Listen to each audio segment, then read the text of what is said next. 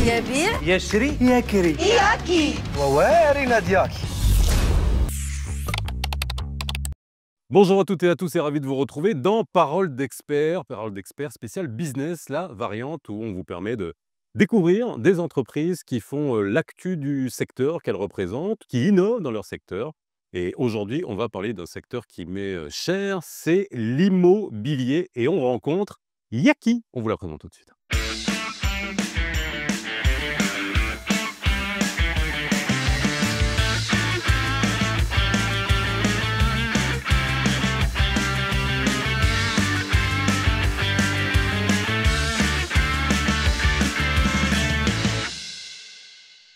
Et oui, on découvre Yaki pour vous et pour vous la présenter, je vous propose d'accueillir Salim Bouzebert, qui est directeur de l'immobilier neuf, pas dans tout le Maroc, hein, au niveau de Yaki. Exactement. Au niveau Merci d'être d'être avec nous. merci de me recevoir. Ça va très bien. Super. Et René Barada, qui est architecte.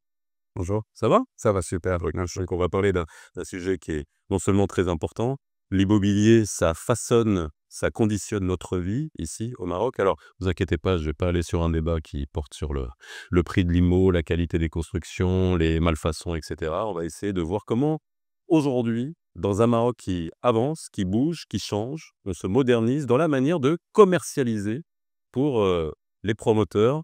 Et on va voir qu'il y a bien sûr différents types de promoteurs, et de passer par des plateformes qui utilisent l'intelligence artificielle, j'imagine, et qui mettent en avant un certain nombre de technologies pour faciliter la prise de décision pour les acheteurs et également adapter les stratégies commerciales pour les promoteurs. J'ai bien résumé un petit peu? Oui, c'est C'est bon, on arrête l'émission? oui, c'est très bien. Ok, super. C'est Alors, Salim, juste très rapidement, directeur de l'immobilier neuf au sein de Yaki, ça veut dire que tu t'occupes de quoi? je m'occupe de la mise en avant de programmes immobiliers des promoteurs sur la plateforme Yaki. Donc, mon rôle, c'est de rapporter un maximum d'offres sur la plateforme. Cette offre, la mettre à disposition un maximum, de visiteurs qui viennent, on a plus de 5 millions de visiteurs sur Yaki, donc pour qu'ils puissent, donc consulter ces programmes-là. Et donc ces programmes-là sont commercialisés via notre réseau de conseillers exclusifs. Ils sont plus de 400 chez nous aujourd'hui. Et donc ce qui permet aux promoteurs d'avoir une bonne visibilité, et d'avoir plus de visites pour commercialiser son programme. Alors, relis, toi tu es architecte. Moi, je suis architecte, donc en fait, j'aimerais tout d'abord commencer par dire que le contexte d'aujourd'hui, trouver un foncier, c'est de plus en plus compliqué. Ça a toujours été. On a toujours eu des promoteurs qui pleuraient, qui avaient la larme à l'œil, qui nous disaient que le marché était pas bon, que le foncier a coûté super cher, qu'on avait du mal. Non mais c'est vrai, mais c'est pas trop. Et aujourd'hui, le foncier est de plus en plus rare. Et avant d'acquérir un foncier, on passe par une longue phase d'étude de faisabilité qui peut prendre une semaine, des mois, voire des années avant de trouver le bon terrain. Donc le process, il est vraiment compliqué avant d'acquérir le bon foncier. Et à partir de là, nous, en tant qu'architectes, on essaie d'être accompagné par les commercialisateurs, parce qu'au final, on est le premier maillon de la chaîne et le commercialisateur est le dernier maillon de la chaîne. Donc ce pont nous permet un peu de comprendre le marché, de comprendre les retours des acquéreurs et surtout de faire une étude de marché la plus précise possible pour pouvoir répondre pour pouvoir donner un produit qui est le plus en adéquation avec le marché. Alors le but justement, que je comprenne bien, parce qu'il y a deux volets au niveau d'Yaki. Il y a la commercialisation bien sûr, parce que ça met en tout contact les produits qu'offrent les promoteurs, comme produits, appartements, villas, maisons, tout ce que vous voulez, aux consommateurs. Mais en même temps, en amont, ça permet vous d'orienter, avant que des promoteurs designent un projet, de savoir, alors de plus vendre ce qui est produit, mais de produire pour vendre. En fait, c'est l'approche, la plus logique, en fait, parce que historiquement, ce que faisaient les promoteurs, c'est plutôt, une approche, chronologique. C'est-à-dire que je trouve un foncier, je demande à l'architecte de sortir un maximum de mètres carrés, optimiser mes surfaces, faire mes autorisations d'administration. Je mets une place en disant que c'est du haut stand. Comment ça? Donc on arrive, voilà, on met du haut standing. On arrive en fin de commercialisation, en fin de travaux, et on va donner un produit, vends-le. Ouais. Et en fait, bon, le commercialisateur, c'est pas un magicien. Donc, si le produit n'est pas bon, s'il n'est pas adapté à la demande, en fait, tu as beau être un très bon commercialisateur, tu vas pas réussir à écouler le stock. Donc, d'où l'approche d'être intégré dans les discussions très en amont, au niveau de la conception, pour venir dire: «Voilà mon foncier». Avoir un commercialisateur qui est au contact tous les jours avec des utilisateurs qui on sait si dans cette zone-là, on cherche des 3 chambres compactes, des 2 chambres compactes, si c'est des studios qui sont demandés, les prix qui sont pratiqués, les volumes. Est-ce que c'est des 2 chambres à 1,5 million qu'il faut sortir, des appartements de 2 chambres à 2. Et donc en fait, le commercialisateur, vu qu'il est au contact au quotidien, des acheteurs, peut faire un feedback très pertinent à l'architecte. architecte dès le départ. Donc ça passe par des données de transaction auxquelles on a accès. Ça passe par une étude de marché, parce qu'on va faire un petit peu le tour du secteur. Stop, données de transaction auxquelles vous avez accès. Ouais, aujourd'hui, Yaki est partenaire du CNON, le Conseil national de l'ordre des notaires Maroc. Donc aujourd'hui, l'ensemble des données de transaction au Maroc sont digérées par Yaki pour en sortir des modèles d'évaluation pour évaluer des biens immobiliers. Aujourd'hui, Ça, c'est intéressant parce que ça a toujours été ce problème, et même pour la direction générale des impôts, parce qu'on le suit, il y a eu un référentiel. Après, un référentiel qui n'était pas opposable à l'illustration. Après, ça devient vraiment un référentiel parce qu'on y porte référence. Et là, là, l'idée, c'est de... on ne sait pas comment juger le prix d'un logement entre... on peut avoir deux appartements qui sont absolument de la même superficie, qui ne sont pas orientés pareil, qui sont dans des états catastrophiques et qui ont le même prix au niveau du référentiel. Vous avez accès à toutes ces données réelles de transactionnelles qui permettent de modéliser, quoi. Exactement. Donc, on a accès à de la donnée brute, anonymisée, c'est très important de le souligner. J'imagine. Donc, on ne sait pas qui sont le propriétaire, mais on sait à quel prix c'est vendu l'appartement, quelle est sa surface, quel est un ensemble d'informations qui nous permet dans nos modèles. Donc, ça fait plus de 2 ans de recherche et développement qui a été avancé par Yaki pour avoir un modèle qui soit le plus fiable et le plus juste possible, qui enlève toute interprétation et tout biais humain pour l'estimation d'un bien, qui est vraiment très pragmatique et sur un modèle scientifique. Donc ça permet du coup... Ça nous aide, nous, en tant qu'architecte Ouais. professionnel. Parce qu'au Est-ce que final, les promoteurs vous écoutent? Non, mais ça, c'est intéressant de savoir. OK, avec toutes ces données-là, vous avez une base décisionnelle qui est quand même assez intéressante, qu'elle soit mue par j'imagine, des moteurs d'intelligence artificielle, du data mining, et puis des décisions humaines. Est-ce que c'est aussi simple de dire, ah bah tiens, à cet endroit, en fonction des différentes données que vous avez, il faut faire du moyen standing, à tel prix, etc. Il y a beaucoup de données qui entrent en... on ne peut jamais être sûr à 100%, je pense. On essaie au maximum de se rapprocher de la réalité. Et au final, là où c'est intéressant entre l'architecte et le commercialisateur, c'est que l'architecte, il n'est pas sur le marché, il n'est pas en train de vendre les biens. Donc, il est un peu dans son agence, il dessine ses plans, etc. Il est en contact avec le promoteur. Ici, on inclut dans la boucle le commercialisateur dès le début. Ben, ça nous aide à être beaucoup plus proche de la réalité, à nous dire, ben voilà, on sait comment ça se passe dans la zone, on sait quels sont les appartements qui sont vendus, ceux qui ne sont pas vendus, pourquoi ils ne sont pas vendus, et d'analyser tout ça et de se rapprocher au maximum de la bonne réponse. Parce que la donnée brute, c'est un axe. Ouais. Bien sûr, il faut plusieurs axes pour construire une décision. Donc l'axe donné, ça permet de poser le socle. Ensuite, aujourd'hui, nous, on génère plus de 3000 projets d'achat dans le neuf. Donc avec des clients qu'on qualifie, ce n'est pas des clics sur des annonces, ce sont des gens à qui on parle, on discute, on arrive à segmenter leurs demandes, donc on sait ce que les gens recherchent. Donc aussi, on a des visites, des centaines de visites par mois. Donc on a ce contact avec donc il vient ajuster ces données brutes. Et puis, quand on va se focaliser sur un projet en particulier, là, on va faire une étude de marché qui est vraiment précise. On va voir tous les concurrents de la zone pour pouvoir jauger et aider l'architecte à lui donner un maximum d'informations, lui dire voilà notre résultat. Voilà. Nous, on est à l'aise pour commercialiser ce type de produit. À toi toi de jouer. de jouer. Alors, il y a une question qui est super importante, c'est quel intérêt a un promoteur de passer par une plateforme comme Yaki pour la commercialisation? Alors, on l'a dit encore une fois, il peut y avoir des samsaras, les promoteurs font très attention à leur marge, donc passer par une plateforme pour vendre, qu'est-ce que ça lui apporte finalement? En fait, en réalité, le promoteur, il a un rôle qui est très compliqué. Il doit faire de la prospection foncière, il doit travailler avec les archives pour les concepts, il doit faire toute une phase d'administration, d'autorisation administrative, il doit gérer aussi des... Toi aussi s'occupe un peu de ça, avec la responsabilité. Ouais, dans son lecteur, on en fera une autre émission là-dessus. Il doit suivre les entreprises closers, il doit choisir ses matériaux pour les finitions et ensuite il doit s'occuper de la commercialisation. Et la commercialisation, c'est un autre gros morceau parce qu'il y a la stratégie marketing, il y a la stratégie marketing digital, il y a Branding. le branding, il y a recruter des commerciaux, les gérer, les manager, gérer les visites, négocier avec des clients, s'occuper de l'administration des ventes, après une vente, les encaissements, le notaire, est-ce qu'il a bien payé, etc. Et donc, c'est vraiment un process qui est super lent. Aujourd'hui, le promoteur, il a un métier, c'est de construire un bon produit adapté à la demande. Et puis sur la phase commercialisation, il faut laisser ça à des professionnels qui font que ça. Donc, il y a des éléments hyper importants parce que des professionnels, quand on s'amuse à faire, comment on dit en arabe, Et quand on s'amuse à faire beaucoup de tâches différentes, bah, ça arrive de se tromper, surtout quand on les fait pour les premières fois. Donc, moi, j'ai vu des promoteurs qui sont arrivés avec des pricing qui n'étaient pas très cohérents. C'est-à-dire qu'ils savent que dans la zone, c'est 22 000 du mètre. Donc, c'est 22 000 fois la surface et je multiplie ça par.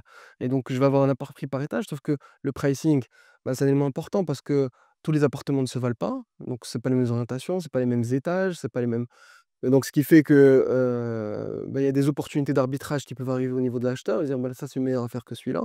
Donc l'idée, c'est que d'avoir des prix qui sont complètement homogènes pour que l'appartement qui soit moins cher, ça soit logique qu'il soit moins cher, Mais mais c'est alors ça, c'est là, c'est on discutait avant qu'on commence à enregistrer l'émission et puis ça, c'est aussi des on en a beaucoup parlé dans cette émission avec la direction des impôts, mais c'est vrai que ça s'oppose quand même à une conception fiscale du prix au mètre carré qui est assez, rigide. Parce que tu dis dans un même immeuble, un appartement peut ne pas avoir le même prix au mètre carré que, voilà, celui qui est ensoleillé, celui qui est au 1er étage, l'autre qui est orienté, Ça vue vers la cour et l'autre vue sur mer, j'en sais rien. Ce qui est le b.a.-ba de l'immobilier finalement. Donc, c'est quoi? C'est, comment on se débrouille avec ça, justement pour, le conseil sur le pricing? Parce que ça doit jouer juste sur une petite, marge. en fait, à la fin de l'histoire, en fait, nous, on part sur un prix du mètre carré qui est pivot. C'est-à-dire moyen, Ouais. consolidé de tout projet. Ouais. Mon projet m'a ramené X millions de dirhams sur, X milliers de mètres carrés. Donc j'ai un prix moyen de 22 000 du mètre. Est-ce que c'est Nous, on va dans la moyenne, quoi. Il faut le noyer Ouais. parce que moi, mon projet, il est cohérent par rapport à son environnement. Donc, c'est juste que j'ai distribué la valeur de manière intelligente pour que mon projet se vende. Et ça, c'est hyper important si on veut s'assurer une commercialisation efficace. Mais En après même les acheteurs malheureusement ils n'ont pas cette notion de de Mmh. de projet global. Eux, ils ont leur petit appartement et ils se disent tout de suite nous les Marocains, c'est quand on achète un appartement, c'est comme quand on achète une voiture. On se dit: «À combien je vais le vendre?» Même si on n'a pas envie de le vendre, on va se dire: «À combien je vais pouvoir le revendre et combien je vais payer d'impôts Je dessus?» pense que la première des choses qu'ils font, c'est qu'ils arrivent avec le commercial, ils voient le nombre de mètres carrés, ils voient s'il y a un parking, box ou pas box. Ils électent pas le titre, ils voient le nombre du mètre carré, ils divisent et voilà. S'il y a quelqu'un qui a vendu à côté et cetera, il peut lui parler. Il dit: «Mais l'autre, tu lui as vendu à 21 000, moi tu me dis 22 000, pourquoi?» et cetera. Donc Tu dois pouvoir justifier critères. Donc voilà, l'orientation, tu es est, et l'autre il est ouest ou sud. Et donc on explique de manière rationnelle et puis ça passe. Ensuite, un autre enjeu, c'est la partie marketing et communication. Ça aussi, c'est un métier. Oui. Communiquer régulièrement sur les éléments. Et ça coûte de l'argent. Et ça coûte de l'argent et sur les temps forts du projet, les gros nouveaux projets, le gros œuvre est terminé, il y a un témoin, livraison qui approche, Ouais. appartement livré. Et donc, il faut animer tout au long de la vie du programme. Et dernier point finalement, c'est aussi le process de vente. Exactement. Tu l'as abordé tout à l'heure, mais quoi? Ça va de la présentation du projet jusqu'à, allez, OK, j'imagine aussi peut-être un compromis de vente et puis arriver après chez le notaire avec la transaction réelle actée et enregistrée ou pas? En fait, le process de vente, effectivement, c'est un funnel de conversion. Et donc, c'est une vraie usine parce que 200 leads qui ont rempli des formulaires Mmh. grâce au marketing, ils vont y en avoir 60 qui sont joignables, ils vont y en avoir sur 60 80 qui sont intéressés si le marketing est bien ciblé. Et ensuite, il va y en avoir 50 qui vont vouloir programmer un rendez-vous. Sur les rendez-vous programmés, dépendamment du standing, donc ça, c'est quelque chose qu'on voit quand c'est un truc moins standing, on a un taux de no-présence qui est important. Sur du haut standing, les gens viennent. Donc on est à 80 de taux de présence, on va dire. Et puis, ensuite, il faut l'intérêt.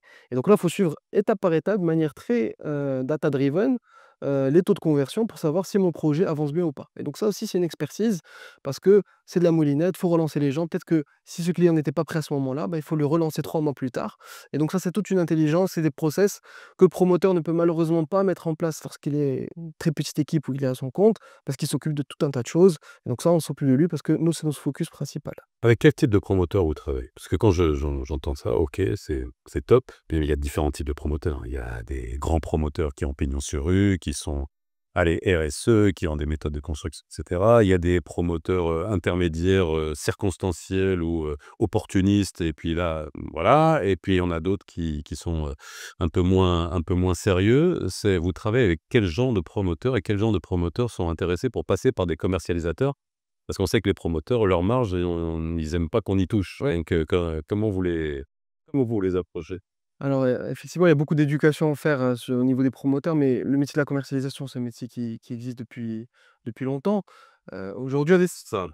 Alors, il y a C'est ça promet quoi. effectivement. Donc la proposition d'Yaki justement, c'est de parler à tous les promoteurs. Alors, ça va être des offres qui sont différentes parce que, bah, depuis le temps, les promoteurs, certains grands promoteurs se sont structurés pour avoir leur propre direction commerciale, pour avoir leurs propres commerciaux, leur propre équipe marketing et donc en fait, ce sont des process qui sont complètement intégrés dans leur manière de fonctionner. Là, Yaki peut aider en arrivant en ce qu'on appelle le canal de vente indirect. C'est-à-dire que nous, ils nous donnent accès à leur stock, nous on va communiquer sur ce projet-là et on va pouvoir leur ramener des clients, directement en parallèle de leur force commerciale. Donc c'est comme un petit moteur supplémentaire que vous ajoutez pour accélérer votre ligne de vente. Donc voilà, si lui fait 100 visites par semaine, avec Yaki, tu feras 120 visites ou 130 et donc ce sont autant de leads que tu peux convertir, avec un paiement au succès. Heu, donc et puis pour les petits et moyens promoteurs qu'on appelle, donc là, c'est Vous les jugez ou les comment dire? Est-ce que vous êtes un filtre aussi de sérieux des promoteurs?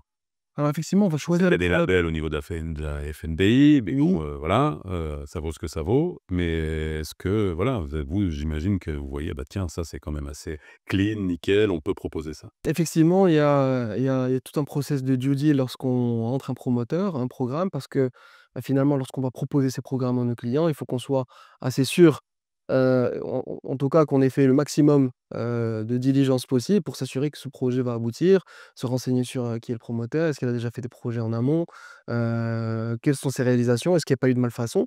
Et donc ça nous permet de décider si on travaille ou pas avec ce type de promoteur, et pour, commencer à travailler avec eux.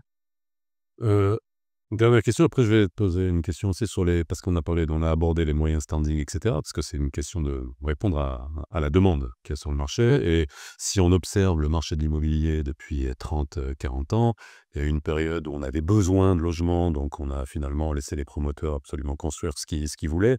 On a des segments sur lesquels il y a trop d'offres. Cette espèce de moyen haut standing en fonction de comment on l'appelle, ça heu heu comment on fait aujourd'hui pour, justement déterminer, heu, le type de logement qu'il y a? Parce qu'il y a beaucoup d'offres sur un certain segment et peu sur, alors on peut parler de l'économique, on peut parler du très haut standing, mais il y a aussi, la rentabilité, la marge encore une fois des promoteurs qui sont moins intéressés à faire de l'économique, mais beaucoup plus sur du haut standing. Comment on peut dans l'équation dans laquelle vous êtes, d'être en amont et en aval, jouer là-dessus.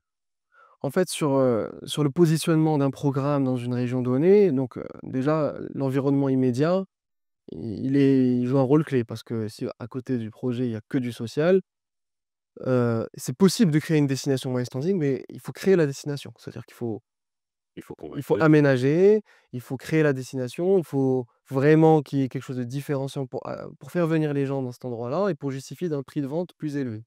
Et Il y donc, a eu des essais, mais ça fonctionne. c'est un exercice qui est difficile parce que, bah, La mixité forcée. c'est le lotisseur, en fait, parce que ça part du lotissement, Ouais. le lotisseur, en fait, il a une responsabilité, dans le développement de ce lotissement. Donc, il n'a pas juste à découper son lotissement en parcelles et les vendre. Je pense qu'il a aussi un rôle d'être une locomotive pour ce lotissement, si on veut que ce lotissement prenne. Et donc, on voit de plus en plus de lotisseurs qui ont compris ça et qui prennent une tranche, du lotissement pour le développer eux-mêmes, pour s'assurer qu'il y ait une qualité de construction, pour que les promoteurs auxquels ils vendent derrière, ce soit des promoteurs de qualité, pour s'assurer qu'il y ait une homogénéité sur la zone. Donc, c'est beaucoup de contraintes, c'est difficile, c'est possible, mais il faut ce travail-là, parce que sinon on se retrouve avec des Le besoin, il est où là maintenant? Alors on est tous, en route vers, 2030. Il y a une frénésie, sur le marché de l'immobilier.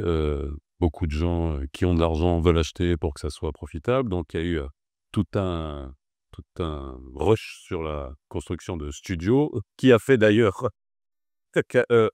l'effet d'une loi justement pour limiter, faut dire, ce qui est génial. Avant, ça allait pas aussi vite en termes de réactivité, législative, enfin, ouais, de réactivité réglementaire vis-à-vis d'un phénomène. Mais là, voilà, on a eu ce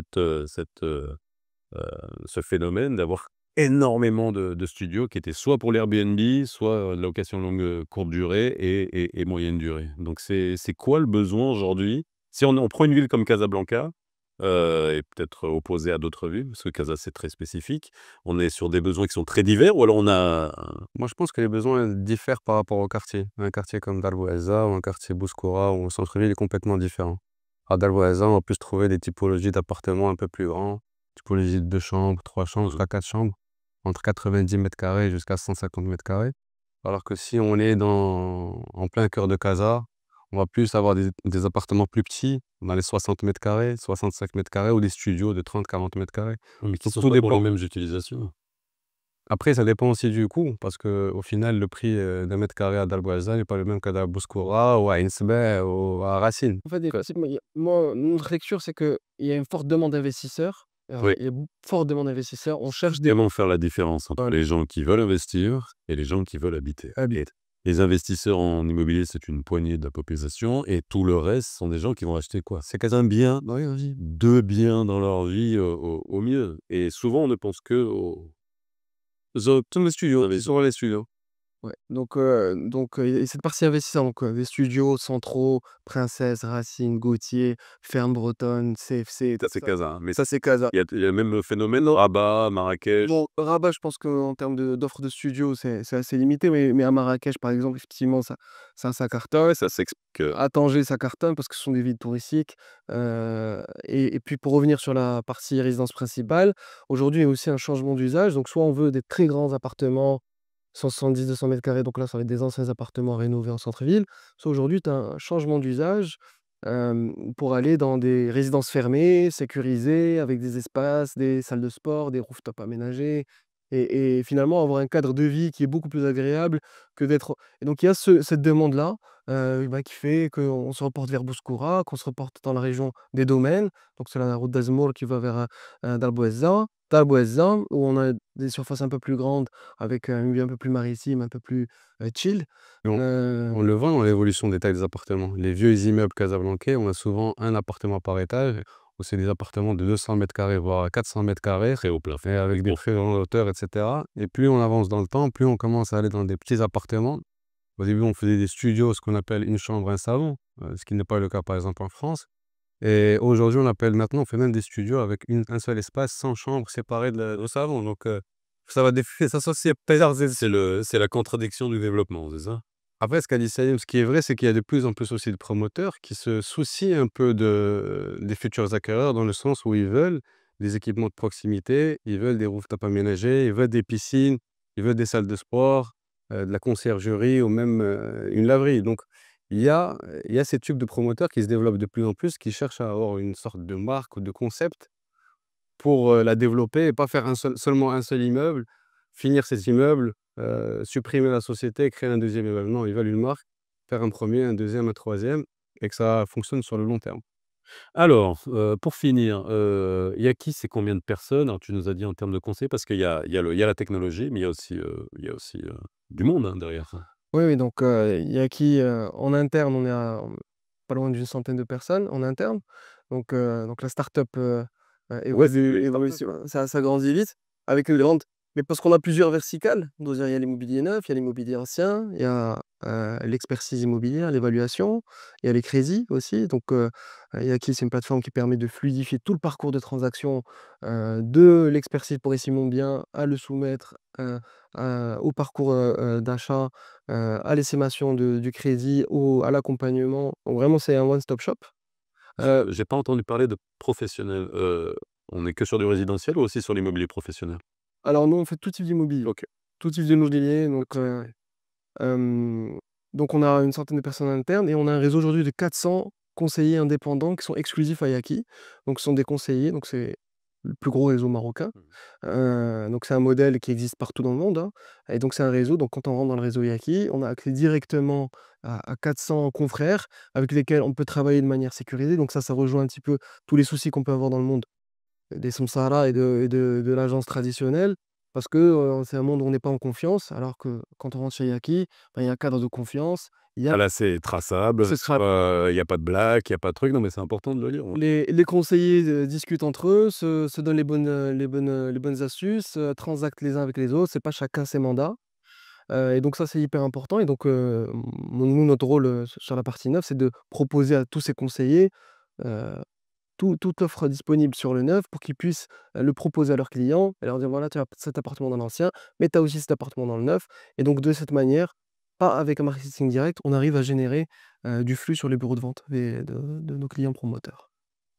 OK, ben merci en tout cas d'avoir été avec nous, de nous avoir présenté Yaki et bah, peut-être qu'on se reverra, très Merci à prochainement pour vous. voir, ouais, où en est cette petite start-up de plus de ouais, entre les 100 Ouais. personnes qui sont en back office et les 400 personnes qui travaillent, c'est plus une start-up, hein, encore une fois et ravi encore une fois de voir qu'un tel secteur qui a besoin de clarté, de rationalité, arrive avec des plateformes, comme celle-ci, sur le marché. Merci d'avoir été avec nous. N'oubliez pas que vous pouvez retrouver, dès demain cette émission en podcast audio sur toutes les plateformes et nous, on se retrouve très vite pour un autre Parole d'expert business et d'autres paroles d'experts actu. Bye bye.